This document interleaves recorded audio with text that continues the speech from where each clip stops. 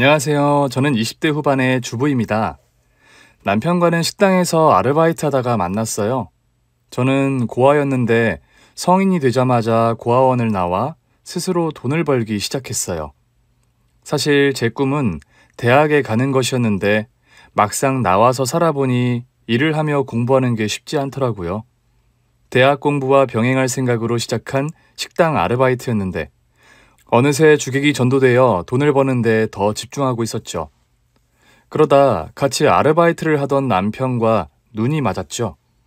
남편은 틈만 나면 졸거나 하품을 했는데 그러면서도 무거운 건 자기가 다 들어주고 저보다 더 열심히 일을 해줬어요. 덕분에 남편이 있던 낮 시간대에는 일하기가 참 편했죠. 궁금해서 물어봤어요. 아니, 밤에 대체 뭘 하길래 그렇게 졸려해? 여자라도 만나나? 솔직히 그때 이미 남편에게 관심이 있었던 것 같아요. 남편은 늘 저녁 장사 전까지만 식당 일을 했는데 왜 저렇게 졸린 건가 싶었죠. 저랑 비슷한 나이였다 보니 밤에는 야간 대학을 다니나 싶다가도 늘 초췌한 게 대체 뭘 하고 돌아다니는 건가 호기심이 생겼죠. 내가 여자 만날 여유가 어딨어. 밤에도 일해. 무슨 일 하는데? 택배도 하고 경비도 하고. 아니, 무슨 하루를 48시간처럼 사네? 그때부터 호감이 더 커졌던 것 같아요. 그가 성실한 사람이라고 좋았고 저도 모르게 이 남자와의 미래를 생각해보게 되더라고요. 밤낮 없이 일하는 거 보면 의지할 데 없는 건 마찬가지 같은데 그래도 성실하니까 둘이 같이 별면 뭐라도 할 수 있지 않을까 싶더라고요. 하루는 그가 처음으로 결근을 했는데 사장님이 목소리가 감기에 지독하게 걸린 것 같다고 하시더라고요. 사실 그 즈음엔 그가 식당 근처 반지하에 살고 있다는 건 알고 있었어요. 일이 끝나고 식당에서 얻어온 반찬을 들고 찾아가 봤는데 아니나 다를까 약도 먹지 않고 맨몸으로 버티고 있는 겁니다. 결국 없는 돈 털어 약국에서도 약도 사다 주고 없는 솜씨로 죽도 끓여주고 했더니 겨우 몇 숟갈 뜨더라고요. 그런데 그 반지하 방이 온통 곰팡이인 겁니다. 이런 집에 사니 감기에 안 걸릴 수가 있나. 그래도 전 고아원에서 나오면서 지원을 좀 받아서 지상에 있는 방에 살고 있었거든요. 저는 결국 그를 데리고 우리 집으로 갔고 그렇게 우리의 연애가 시작됐습니다. 문제는 그렇게 같이 살던 어느 날 우리 중 누구도 바라지 않던 소식이 찾아왔다는 거였죠. 이게 뭐야? 저는 남편에게 임신 테스트기를 내밀었고 거기엔 선명한 두 줄이 새겨져 있었어요. 나 임신했어. 어떡해. 남편은 고민 끝에 말했습니다. 뭘 어떡해. 결혼해야지. 저는 그때까지도 남편이 가족에 관한 얘기를 한 번도 안 하기에 저와 같은 고아인 줄 알았어요. 그런데 결혼할 거니까 그래도 인사는 가자고 하더라고요. 자기 가족이 있었어?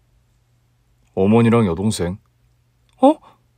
좀 놀라긴 했지만 그래도 가족이 없는 저보단 낫겠다 싶었어요. 또 한편으로는 어머니와 여동생만 있다고 하니 두 여자의 생계를 책임지느라 그렇게 열심히 일한 건가 싶기도 해 좀 불안했습니다. 그래서 물었죠. 근데 왜 지금껏 한 번도 가족 얘기를 안 한 거야? 남편은 그제야 자기 얘기를 하더라고요. 친어머니는 아니고 새어머니. 남편은 아주 어릴 때부터 새어머니랑 살았대요. 남편이 기억하는 친어머니에 대한 기억이 딱 하나 있는데 어린 남편을 안고 가슴을 토닥이며 자장가를 불러주셨던 게 기억이 난대요. 다만 얼굴은 기억하지 못한다고 하더라고요. 워낙 어릴 때 새어머니가 들어오셨다 보니 집안에는 친어머니 사진이 한 장도 없었다고 하더라고요. 그럼 여동생은 친동생이야? 아니, 어머니가 데리고 온 딸. 시댁에 인사를 하러 갔는데 딱 보는 순간 계모 같더라고요. 시어머니는 본인의 딸만 옆에 꼭 끼고 앉아 저에게 이것저것 따져 물으셨어요. 아니, 얘 뭐 볼 게 있다고 결혼을 하겠다는 거니? 처음엔 남편에게 하는 질문인 줄 알았습니다. 그런데 저를 똑바로 보시면서 그렇게 물으셨어요. 저요? 그래, 너도 고아잖아.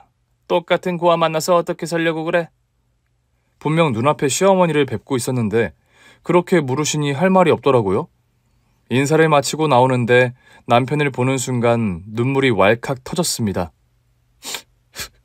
도대체 아버님도 없이 이 집에서 어떻게 산 거야? 남편이 고민하더니 이실직고 하더라고요. 고등학교 때 쫓겨났어. 뭐? 어릴 때부터 아버지 없을 때마다 날 대놓고 구박하셨어. 시아버지는 자주 지방으로 일을 다니셨다는데 남편은 그때마다 집에 있는 게 두려웠다고 했습니다. 시어머니는 자기 딸만 밥을 챙겨주셨고 아직 초등학생이었던 남편에게는 밥도 알아서 먹고 설거지까지 깨끗이 해놓으라고 하셨대요. 여기에 준비물 살 돈도 안 주셔서 매번 학교에서 혼이 났고 보다 못한 선생님이 아버님께 연락한 적도 있다고 하더라고요. 그래서 어떻게 됐어? 아버지가 집에 오셔서 나한테 불같이 화를 내시더라고요. 어? 왜 자기한테 화를 내? 왜 엄마한테 준비물 얘기를 안 해서 엄마를 계모로 만드냐고 새어머니가 울고 계셨거든. 왜 우신 건데? 자기가 계모라서 아들이 준비물 말을 못한 것 같다면서 내가 더 잘해줘야 하는데 미안하다고. 새어머니는 시아버지 앞에서는 얼굴색 하나 안 바꾸고 거짓말을 잘도 하셨대요. 아무것도 몰랐다는 듯 눈물까지 흘리면서 세상에서 가장 착한 엄마 코스프레를 하시니 남편만 혼이 났던 거죠. 시아버지는 늘 새어머니만 싸고 도는 애처가 하셨다고 하더라고요. 그러다 고등학교 때 아버지가 교통사고로 돌아가시고 나니 이젠 본색을 숨길 필요도 없었던 거지. 나더러 나가라고 하더라고. 넌 내 아들도 아니고 네 아버지도 없으니 같이 살 이유가 없지 않냐면서. 그렇게 집에서 쫓겨난 남편은 학업을 포기해야 했습니다. 아르바이트 하면서 겨우 검정고시에 합격해 고등학교를 졸업했다고 하더라고요. 사실상 고아인 저보다 더 못하게 자란 것도 같았습니다.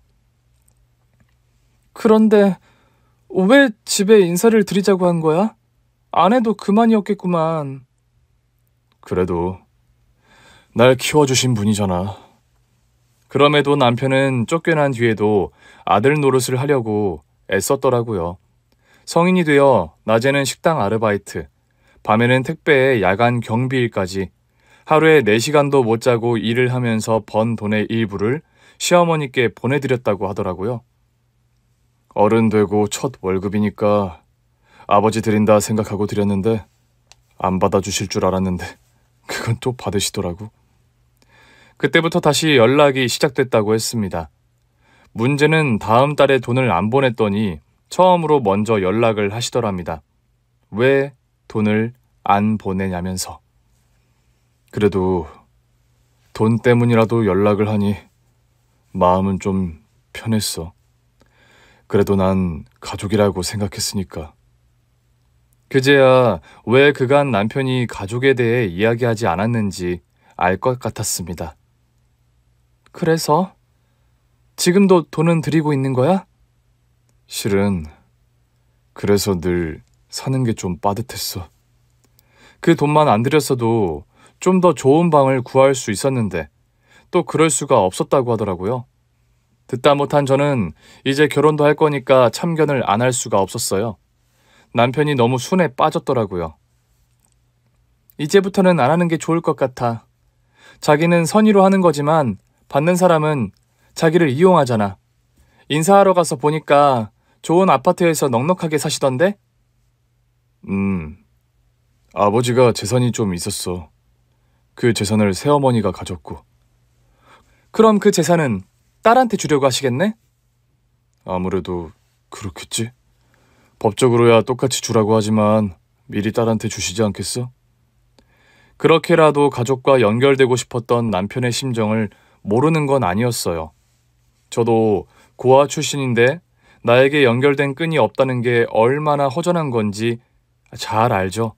그러나 이제 그의 가족은 저와 우리 사이에서 태어날 아기였어요. 저는 고민 끝에 그에게 선언했습니다. 자기, 선택해. 나랑 우리 아기야? 아니면 피 한 방울 안 섞인 새엄마랑 여동생이야? 택하라고? 당연하지. 딱 봐도 우리 결혼한다고 뭐라도 보태주실 분 같지도 않고 우리 아기를 반지하 방에서 살게 할 순 없잖아. 여기서 살면 되잖아. 당신 집에서. 그래서? 아기 커도 이 단칸방에서 셋이 오순도순 살자고? 그건 아니지. 그러려면 우리 둘 다 열심히 벌어서 돈 모아야 할 거 아니야. 당신 내쫓고 친아버지 돈으로 잘 사는 계모한테 줄 돈 있으면 우리 가족을 위한 적금을 들어야지. 저는 남편이 제대로 결정하지 못한다면 결혼할 생각도 없고 당신도 내 집에서 나가라고 했습니다. 그랬더니 며칠 만에 남편이 결정을 내리더라고요. 인연 끊고 살 각오로 용돈 끊을게. 고마워. 아니야. 내가 멍청했어. 진즉에 그 돈을 모을걸. 그럼 시작부터 좀 편했을 텐데. 편하기만 한 사람이 어딨어. 난 그런 건 바라지도 않아. 그냥 우리 둘이 열심히 벌어서 우리 자식은 고생시키지 않았으면 좋겠어. 그러자. 당신이 하자는 대로 따를게. 그래서 남편은 하던 대로 낮에는 식당 일을, 밤에는 택배와 경비 일을 계속했고 저도 임신한 몸으로 계속 식당 일을 했어요. 우리는 우리가 입고 먹는 돈을 다 줄여서 적금을 붓기 시작했고 아기가 돌이 되기 전에 전셋집이라도 마련하자고 다짐했습니다. 그러니 결혼식도 사치였죠.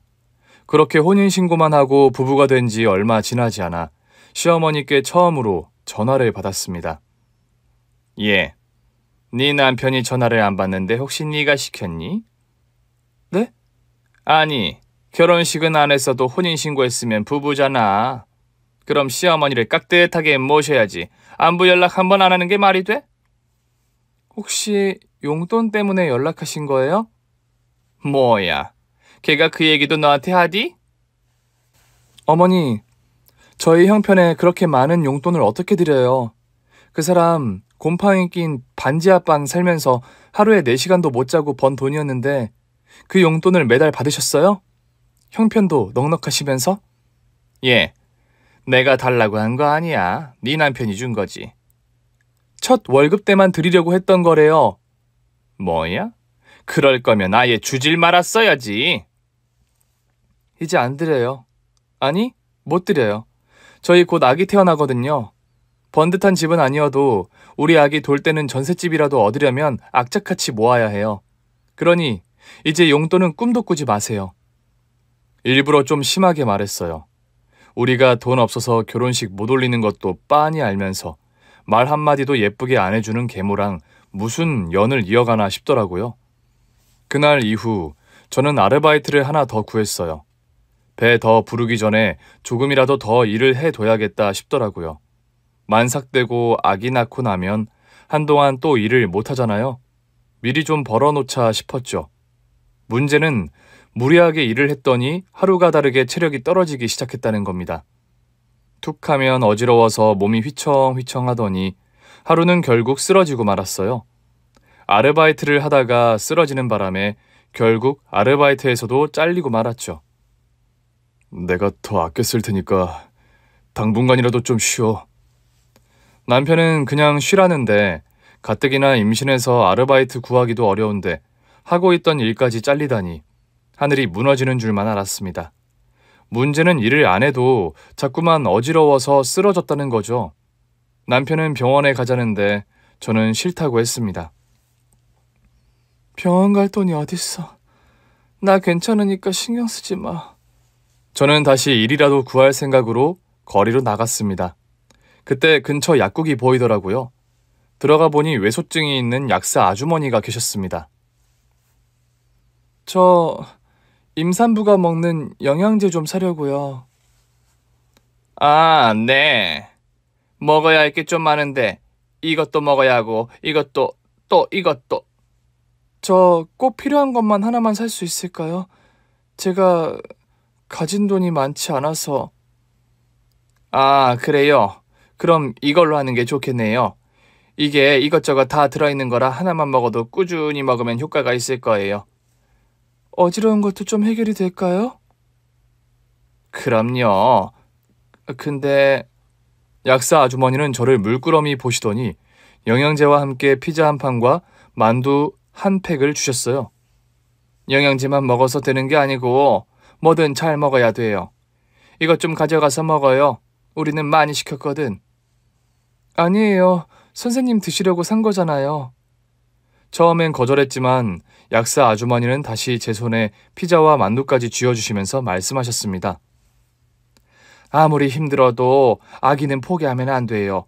필요한 거 있으면 언제든 오고, 알겠죠? 약사 아주머니는 인자하고 자애로운 분이셨어요. 저는 약사 아주머니가 챙겨주신 피자와 만두, 영양제까지 들고 집으로 돌아왔습니다. 그렇게 집으로 돌아와서 약도 잘 챙겨 먹고 남편 먹으라고 피자와 만두도 남겨놓았는데 남편이 오질 않는 겁니다. 그때였어요. 남편에게서 전화가 오더라고요. 여보, 나 경찰서야. 뭐? 저는 놀라서 경찰서로 달려갔습니다. 갔더니 남편이 고개를 푹 숙인 채 있었고 약국에서 본 보조원도 와 있더라고요. 아니, 이게 무슨 일이에요? 보조원도 저를 알아보고 놀라더라고요. 설마 이 도둑이랑 아는 사이예요? 네? 도둑이라니요? 남편이 울먹이며 말하더라고요. 당신이 병원도 안 간다고 하고 그래서 내가 엽산제를 훔쳤어. 뭐? 그때였습니다. 약사 아주머니가 씩씩거리며 경찰서로 들어오셨어요. 이 도둑년 어디 있어? 약사님, 여기요. 근데 남자분이세요? 뭐? 도둑놈이라고? 아니, 근데 왜 임산부가 많이 먹는 엽산제를? 약사 아줌마는 제 남편의 뒷덜미를 덥석 잡았습니다. 젊은 놈이 할 일이 없어서 도둑질이냐? 어? 그러더니 제 남편의 뒤통수를 찰싹 갈겼고 남편은 무서운 약사 아줌마 앞에 무릎을 꿇었습니다. 죄송합니다. 저희가 사정이 좀 어려워서요. 아내가 임신했는데 너무 어지러워해서 저도 모르게 그만. 그런데 그때였어요. 약사 아줌마가 남편 앞에 무릎을 꿇고 주저앉더라고요. 경찰도 저도 모두가 어리둥절했습니다. 약사 아줌마는 눈물을 펑펑 흘리며 남편의 얼굴을 양손으로 감쌌습니다. 남편도 어리둥절해서 보더니 얼굴이 일그러지기 시작하는 겁니다.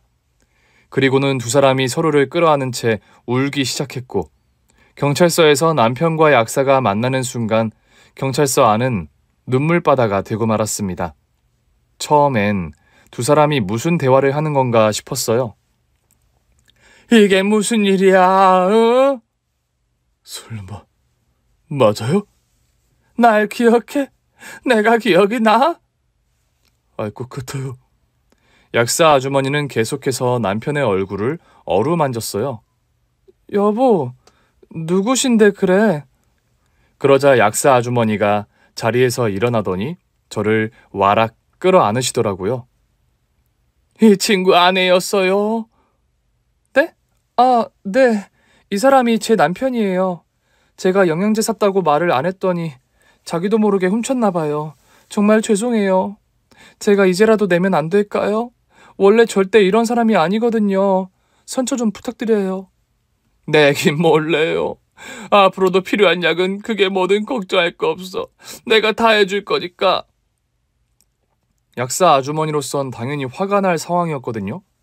저도 제 잘못을 깊이 뉘우치고 있었는데 갑자기 왜 이러는 건가 싶었어요. 네? 약사님께서 왜요? 그러면서 남편을 봤더니 남편이 눈물을 닦으며 말했습니다. 내 친한 맛이야. 뭐? 약사 아주머니도 다시 울기 시작하셨어요. 세상에, 우리 아들을 이렇게 만날 줄이야. 어떻게 이런 일이 있을 수 있니? 난 네가 죽은 줄만 알았어. 네? 그게 무슨 말씀이세요? 말하자면 너무 길다. 일단 우리 집으로 가자. 너희들 저녁은 먹었니? 저희 둘이 고개를 젓자 약사 아주머니는 양팔로 저랑 남편을 꼭 안으시며 경찰에게 말했습니다. 제 아들 내외예요. 도둑 아닙니다. 우리 전산원이 상황을 몰라서 잘못 신고한 거예요. 그럼 신고는 취소할까요?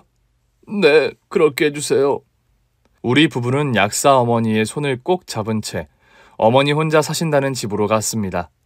어머니는 아담한 전원주택에 혼자 살고 계셨는데 남편분과는 사별했다고 하시더라고요. 그 사람이랑 같이 살던 집인데 인제는 혼자 살아.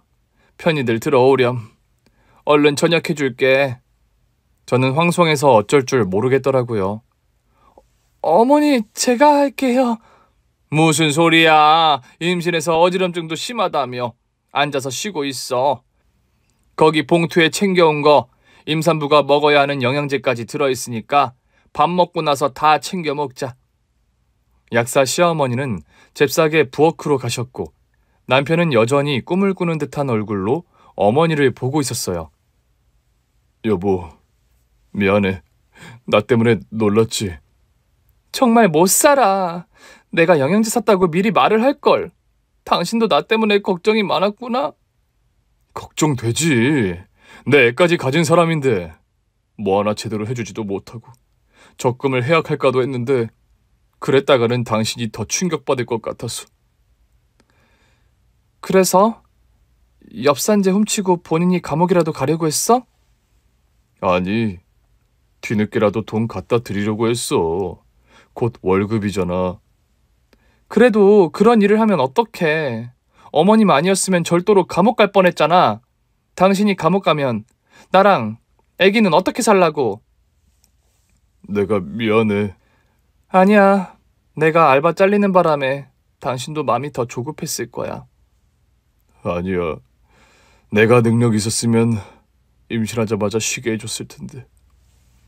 우리 둘이 서로 미안하다며 심팔을 찢고 있자 시어머니께서는 부엌에서 남편을 호출하셨습니다. 아들, 와이프가 가장 좋은 건 알겠는데 눈물에 상봉한 엄마도 좀 도와주지. 네. 저는 거실에 앉아 남편과 시어머니가 밥을 차리는 모습을 재밌게 봤어요. 남편이야 워낙 어릴 때부터 혼자 밥도 차려 먹고 치우고 하던 사람이라 살림을 꽤 잘하는 편이었거든요. 시어머니도 신기해 하시더라고요. 아니, 너는 왜 이렇게 살림을 잘해? 어릴 때부터 많이 했어요. 우리 아들이 가정적인 건가? 일단 밥부터 먹으면서 이야기할게요. 저도 엄마한테 궁금한 거 진짜 많아요. 그래, 그러자. 우리 새아기도 먹어야지. 저는 처음으로 진짜 시어머니가 차려주신 밥을 먹었습니다. 밥을 먹으며 시어머니의 이야기를 듣는데 같은 여자로서 너무 기가 차더라고요. 내가 척추가 이렇잖아. 어릴 때부터 외소증을 앓았는데 그런 몸으로 애를 임신한 거지. 그 사람이 책임지겠다고 결혼하자고 해서 일단 시댁에 들어가긴 했는데 구박이 말도 못하게 심했어. 너 같은 꼽추가 무슨 애를 낳느냐고. 애도 곱사등이로 태어나는 거 아니냐면서 멀쩡한 애 아니면 데리고 나가라고. 멀쩡하게 태어나는 거 보고 결혼을 시켜주겠다고 하셨어. 전 결국 건강하게 태어났잖아요. 근데 왜? 그걸 10년 전에서야 알았어. 그게 무슨 말씀이세요? 시댁에 있으면서 네 남편을 낳긴 했는데 아기 낳고 기절하듯 잠이 들었던 것 같은데 깨어났더니 애가 죽었다는 거야. 분명 아기 울음소리를 들었는데 믿을 수가 없어서 온 집안을 다 헤집고 다녔는데 진짜 아기가 없더라고. 그 길로 쫓겨난 거지. 말도 안 돼. 막 아기 낳은 사람을 그냥 나가라고 했다고요? 너 같은 불구가 애를 낳는다고 할 때부터 알아봤다면서. 당장 나가라고. 그러다 10년 전에 너희 친가 동네에 갈 일이 있었는데 날 기억하는 어르신들이 계시더라고. 근데 나보고 그러는 거야. 어떻게 애를 두고 그렇게 모질게 갈 수가 있냐고. 내가 무슨 소리냐고 물었더니 시댁에서 그랬다는 거야. 내가 애 키울 자신 없다고 애만 버리고 갔다고. 네가 살아있다는 걸 알게 되긴 했는데 행방을 찾을 수가 있어야지. 너희 할머니, 할아버지는 이미 돌아가신 뒤였고 다들 소식을 모른다고 하더라고. 그 후로도 찾아보려고 참 애썼는데 찾기가 쉽지 않더라. 세상에 무슨 이런 생이별이 다 있어요? 그러니까 오갈 데 없이 거리를 떠돌며 나쁜 생각도 많이 했는데 우리 아들이 살아있는 줄 알았으면 안 그랬을 거야. 근데 어머니도 친정이 없으셨던 거예요? 있었지. 근데 결혼도 안 한 여자애가 임신부터 했다고 내쫓겼어. 근데 뭐 임신은 핑계고 꼽추인 딸을 늘 동네 창피해하던 분들이었어. 애 가졌다고 하니 잘됐다 싶어 내보내셨겠지. 어릴 때부터 눈치를 많이 보고 커서 그 정도 눈치는 나도 있었어. 그러니 친정으로 돌아갈 수도 없고 혼자 살아내야 했지. 어떻게 사셨어요? 그래도 약사도 되시고 대단하세요. 말 그대로 주경야독이었지. 뭐 낮에는 일하고 밤에는 공부해서 약대에 갔어. 그 세월을 다시 살라고 하면 자신 없지. 젊었으니까 견디고 산 거지. 저도 원래는 낮에는 일하고 밤에는 공부해서 대학 가는 게 꿈이었거든요. 이제라도 하면 되지. 아기도 생길 텐데 저희 형편에 어떻게 해요? 뭐가 걱정이야?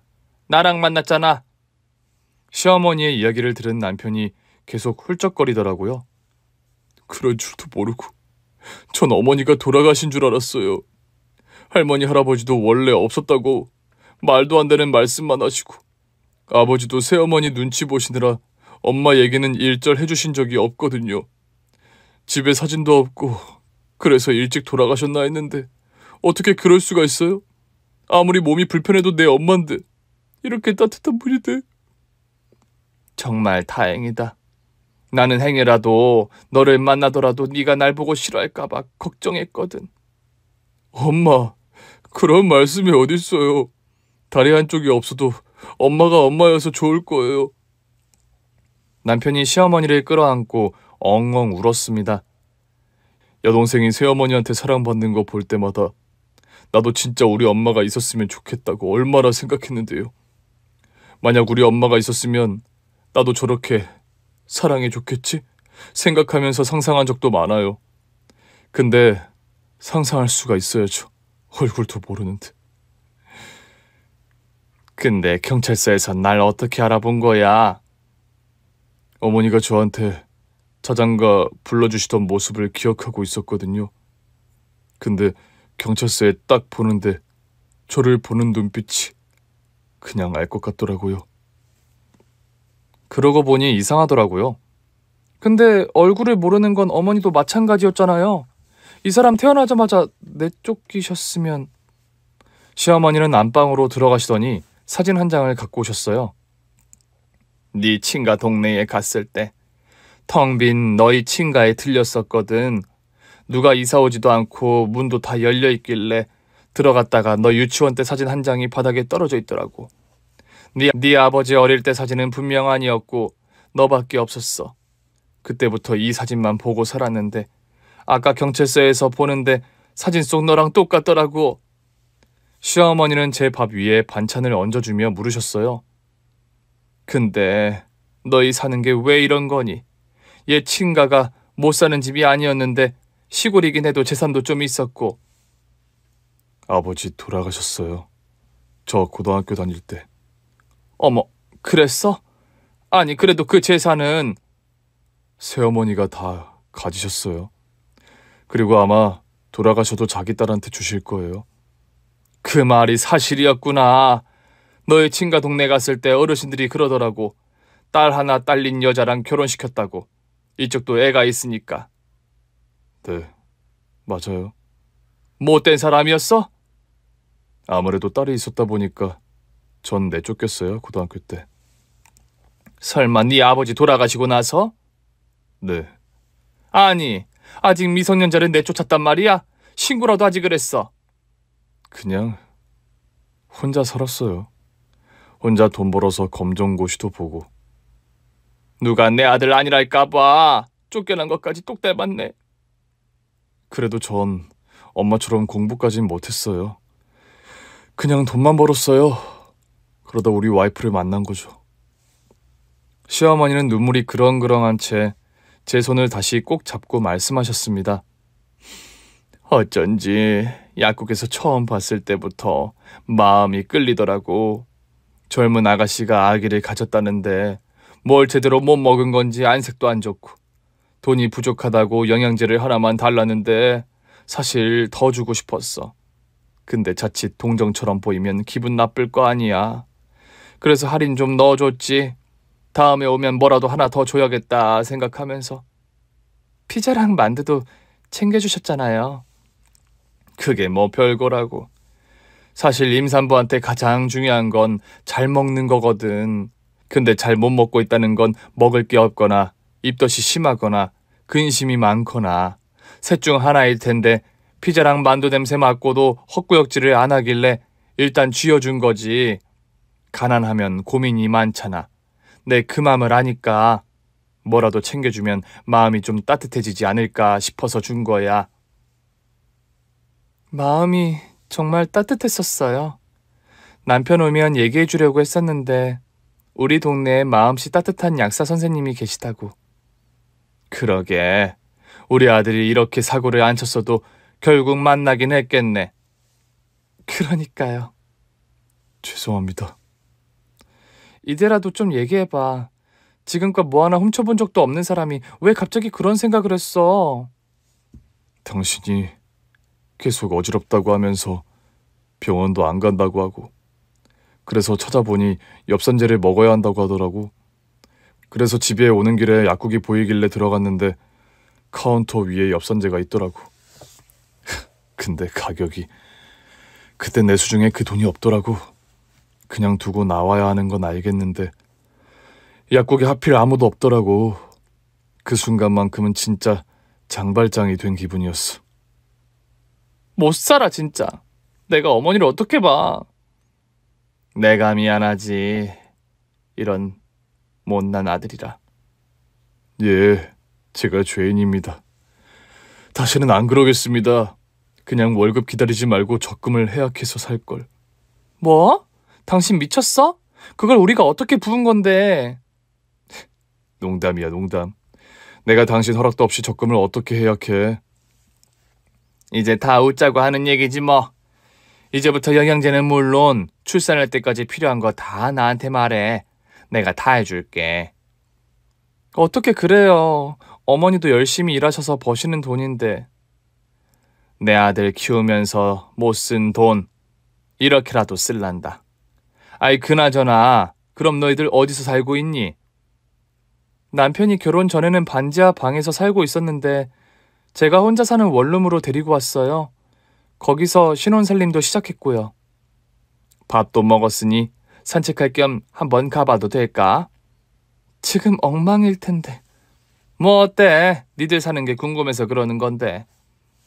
결국 저희는 시어머니의 차를 타고 집으로 돌아왔어요. 집을 보시더니 다행히 미소를 지으시더라고요. 그래도 나 혼자 살던 방보다는 좋구나. 그렇죠. 작긴 해도 아직 둘이 살기는 충분해요. 그러게. 보기 좋네. 둘이 꼭 붙어 살기 좋겠어. 그렇긴 한데 시어머니께서 조심스럽게 물으시더라고요. 우리 새아기 부모님이 싫어할지도 모르겠는데 아까 우리 집 봤지? 집도 크고 방도 남거든. 들어와서 사는 건 어때? 어머니 저 부모님 없어요. 어머 그랬니? 네가 너무 밝고 예뻐서 전혀 몰랐어. 참 잘 컸구나. 죄송해요. 그런 사람이 어머니 아들 와이프라서. 무슨 소리야. 우리 셋 다 살아온 과정이 다 비슷한데 우리가 서로의 처지를 이해 못하면 누가 이해하겠어. 그래도 어머니는 멋있게 사셨죠. 이렇게 멋진 약사도 되셨고요. 그러니까 먼저 잘 살고 있는 나한테 기대서 살아. 아기도 편하게 낳고 너희들도 미래를 준비해야지. 그래도 저희가 너무 짐이 될 것 같아서요. 짐이라니? 자식이 짐이 되는 부모가 어디 있어? 이 사람 말이 맞아요. 이제 와서 어떻게 그래요. 친가에서 쫓겨나셨다면서요. 그건 네 할머니 할아버지 잘못이고 너희들만 괜찮으면 내일부터 나랑 새아가가 너희들 쓸 방부터 꾸며둘게. 저는요? 넌 가장이잖아. 나가서 일해야지. 아, 벌써 둘이 한편이에요? 저는 시어머니의 팔짱을 끼며 말했습니다. 사실 어머니가 좀 좋긴 해. 여보, 어떡하지? 남편도 잠시 고민하더니 고개를 끄덕이더라고요. 나는 좋은데? 자기는 괜찮겠어? 어머, 우리 아들 좀 봐. 벌써 자기 마누라 걱정만 하네. 아니, 그게 저한테는 엄마시지만 시어머니랑 같이 사는 게 괜찮냐 이거지? 남편이 제 눈치를 보더라고요.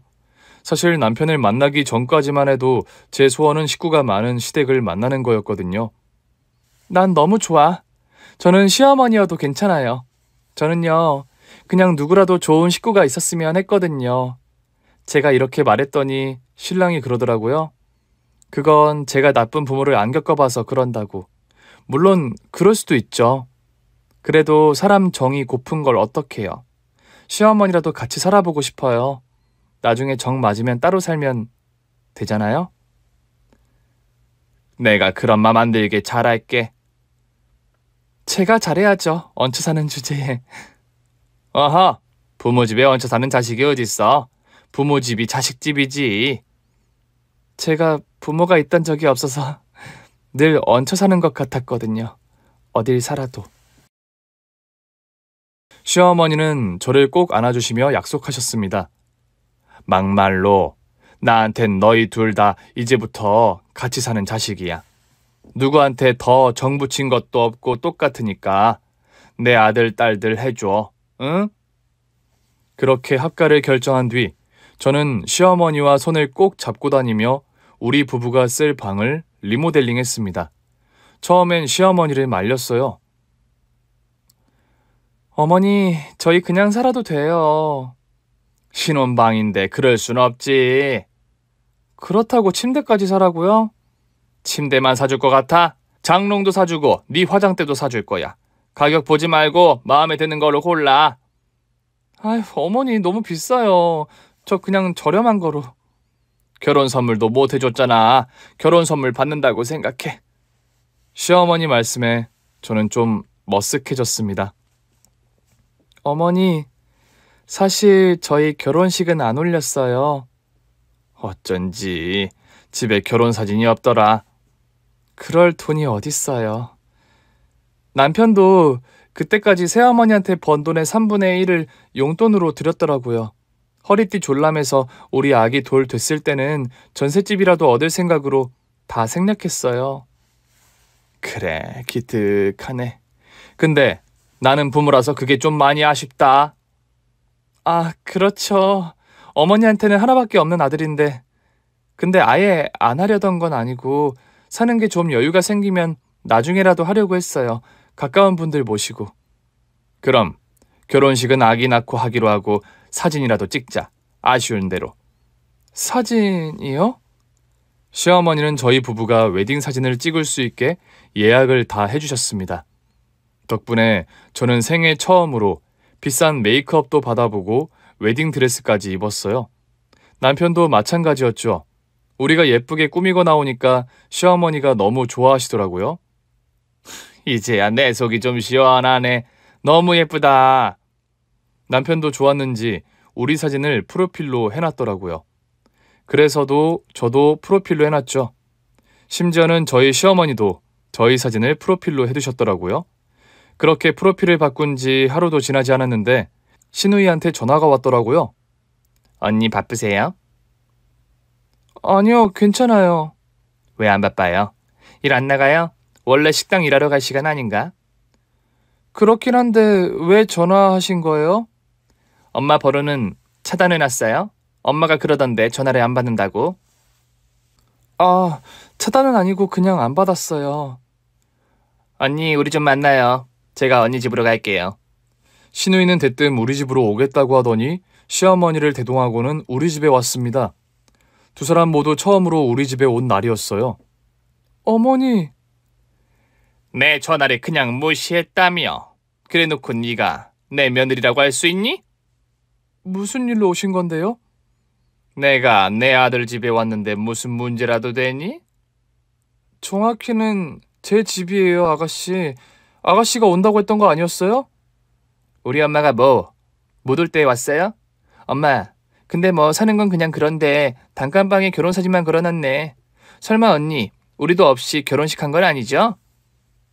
아무래도 제 프로필에 있는 사진을 보고 찾아온 것 같더라고요. 했으면요? 뭐? 우리한테 말도 안 하고 결혼식을 했다고? 엄마, 언니 거짓말하는 거야. 이렇게 지질이 궁상으로 사는데 무슨 결혼식을 해? 하긴, 난 또 어디서 돈이 난 줄 알았는데 내 용돈은 절대 안 준다더니 무슨 돈이 나서 그 비싼 웨딩 화보를 찍었니? 보니까 엄청 비싼 업체에서 찍었던데? 사실 전 좀 비싸겠다 생각만 했지 정확히 얼마인지는 몰랐거든요. 역시 우리 진짜 시어머니답다 싶었죠. 시어머니가 해주셨어요. 제 말에 가짜 시어머니와 시누이가 어리둥절한 표정을 짓더라고요. 언니, 지금 말 실수한 거 아니에요? 시어머니라니. 우리 엄마가 그 비싼 걸 해줬다고요? 엄마 진짜야? 나한테는 언니네가 어디서 돈이 나서 비싼 결혼사진을 찍은 거냐고 뭐라 했잖아. 내가 미쳤니? 그 큰 돈을 애들한테 쓰게? 네가 말해봐라. 시어머니는 무슨...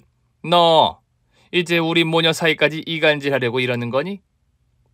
누가 들으면 제가 어머니랑 남편 사이라도 이간질한 줄 알겠네요. 그럼 아니야? 네가 이간질했으니 우리 아들이 내 용돈을 끊지? 앞으로도 용돈은 없을 거예요. 야, 내가 뭐 가진 줄 알아? 나 돈 많거든?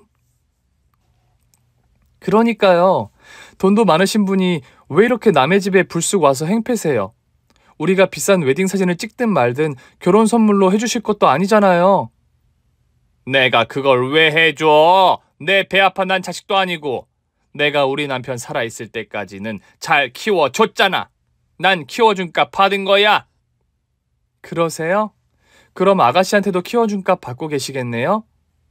얘는 내가 배 아파서 난 자식인데 값을 왜 받니?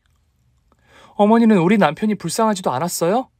어린 남자애가 친엄마 잃고 새엄마 밑에서 크게 됐는데?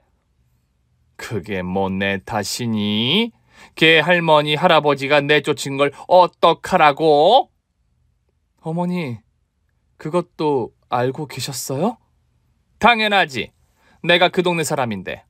나더러 걔 친엄마는 그냥 그 집 종이라고 생각하라고 호적에는 나를 올려주겠다고 그런데 내가 미쳤니? 쫓아내지 않는 이상 소용없다고 했지. 쫓아내서 다시는 못 오게 하라고. 뭐라고요? 그럼 어머니가 우리 남편 친어머니를 내쫓게 하신 거라고요? 그래, 내가 내쫓았다. 그러니까 누가 그렇게 태어나래? 넌 모르지?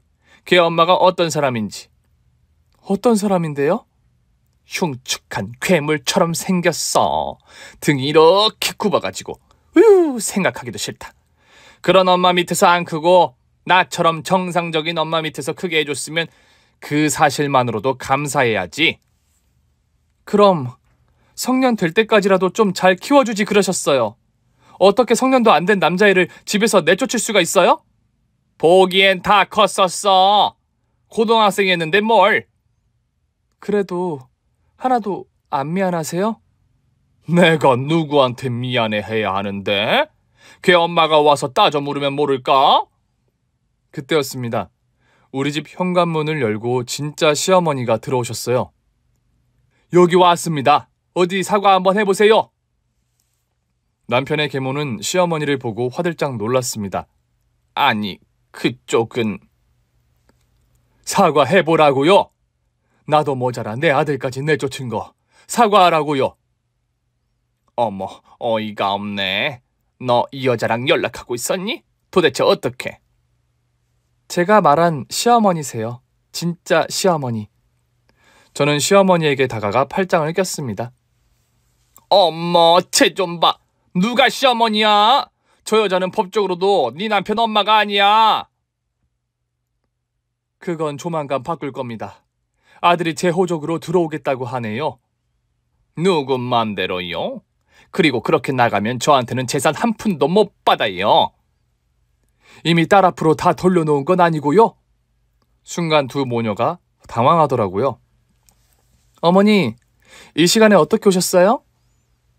너 점심은 챙겨 먹었나 궁금해서 전화를 안 받길래. 갑자기 이 두 분이 오시는 바람에. 저기요. 그쪽에 애들한테 비싼 결혼사진 찍게 해준 거 맞아요? 맞습니다. 내가 내 아들 부부한테 결혼 선물 좀 해줬어요. 그게 왜요? 아니, 몸도 여전히 꼽추구만. 도대체 무슨 돈이 나서 애들한테 그런 돈을 써요? 제 돈이니까 신경 끄시고 어차피 호적 정리하면 더 볼 일도 없을 텐데 그만 나가세요.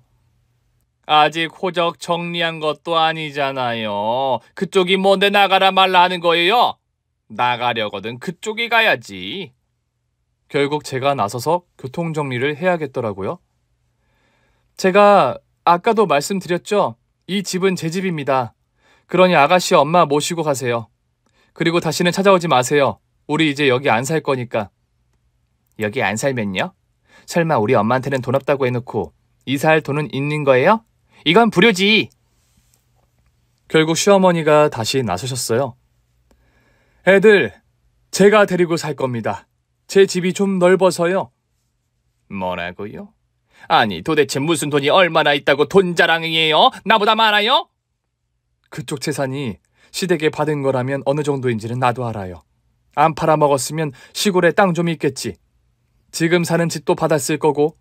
근데 그게 다일 텐데? 참네. 그쪽은 그거라도 있어요? 꼽추라고 애 낳고도 쫓겨난 주제에?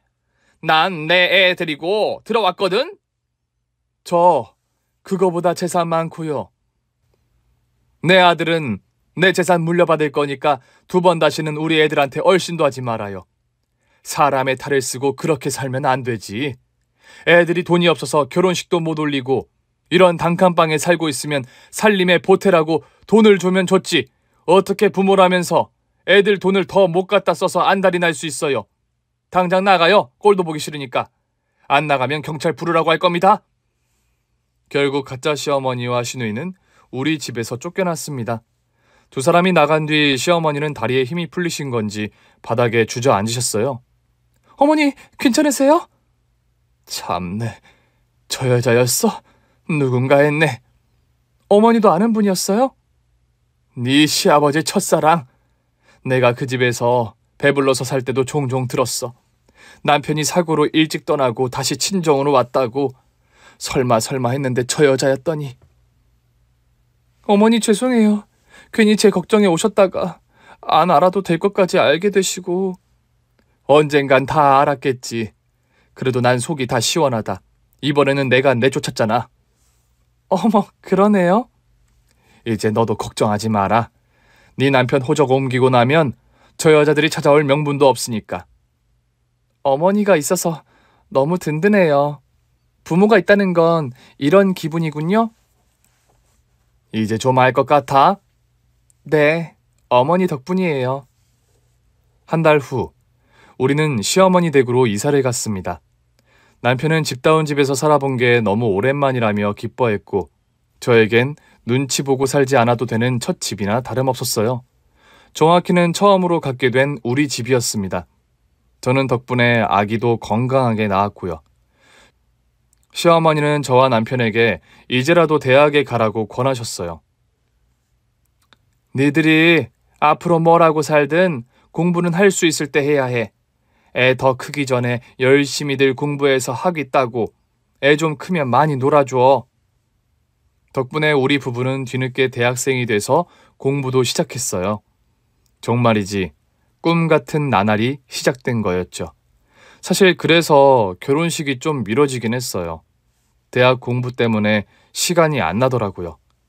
저에게 가장 행복한 시간은 공부를 마치고 돌아와 딸과 대화를 나누는 일이었습니다. 오늘 재밌었어? 응, 유치원 갔다가 할머니랑 약국에서 놀았다. 우리 딸은 커서 뭐 될 거야? 약사. 할머니처럼? 응. 우리 딸은 벌써 장래 희망이 약사예요. 할머니를 너무 좋아해서 우리 부부가 질투할 정도랍니다. 덕분에 남편과 저는 대학 졸업도 잘했고요. 이제 그동안 미뤄왔던 결혼식을 하려고 해요. 우리 딸이 화동을 할 예정입니다. 늘 부모가 고팠는데 남편 덕분에 이제라도 엄마를 만나 참 호강하며 살고 있습니다. 다른 게 호강이 아니라요. 그저 부모님의 조건 없는 사랑을 듬뿍 받는 게 호강인 것 같아요. 이제는 원하던 공부도 더 했으니 제가 받은 사랑을 사회에도 잘 나눠주며 살아가려고요. 일단 결혼식 하려면 피부 관리도 해야 하는데 통 정신이 없네요. 오늘 밤엔 딸 재우고 나서 어머니 남편과 나란히 누워 팩이라도 좀 해야겠습니다. 오늘 준비한 사연은 여기까지입니다. 재미있게 들으셨다면 구독과 좋아요, 알림 설정까지 눌러주세요. 그럼 저는 다음 사연으로 찾아뵐게요. 오늘도 건강하고 행복하세요.